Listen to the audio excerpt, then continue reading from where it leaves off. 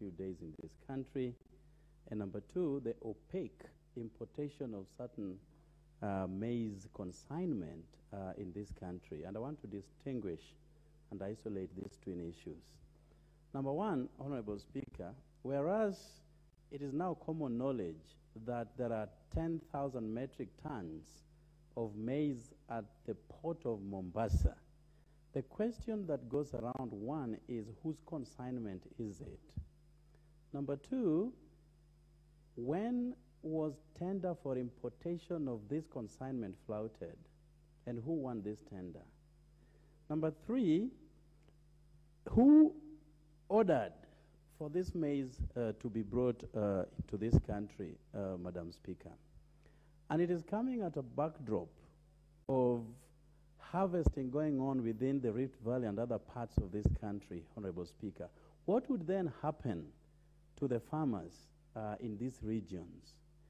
They just got heavily subsidized fertilizer from the government just the other day, and the fertilizer was meant to cushion farmers against the skyrocketing prices of farm implements. And today, they are harvesting when the same government that should protect them is bringing in food consignment into this country.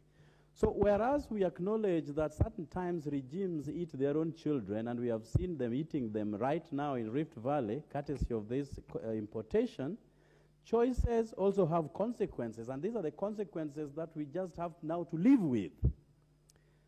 Honorable Speaker, the GMO has become so discordant, and each and every side of the divide you What is out of order, Honorable Naomi Wako? I hope I'll get my minutes, Honorable. Thank you, Madam Speaker, for allowing me to give this point of order. Is it in order when the honorable member is just referring to the current government as, you know, the government that is eating its own people? Because what the government is doing is caring for its people, and we know that many people are already suffering because they have no food on their, you know, at homes, and many people have survived on GMO. So I think I'm just asking whether that is in order for him to refer to the government as the government that is eating its own people. Honorable Okello. The timekeeper, kindly give me those 2 minutes. Well, I was taken aback this afternoon listening to members of Parliament and members of the Senate from the Rift Valley castigating their own government for importing food consignment. So if people from Rift Valley can make that noise in a government that they were dancing to just 2 months ago, what else does it mean if not a government eating its own children, Yawa? Or how do we put it? So, Madam Speaker, the GMO, as I said, has become discordant. You know, you hear from scientists who are totally against it.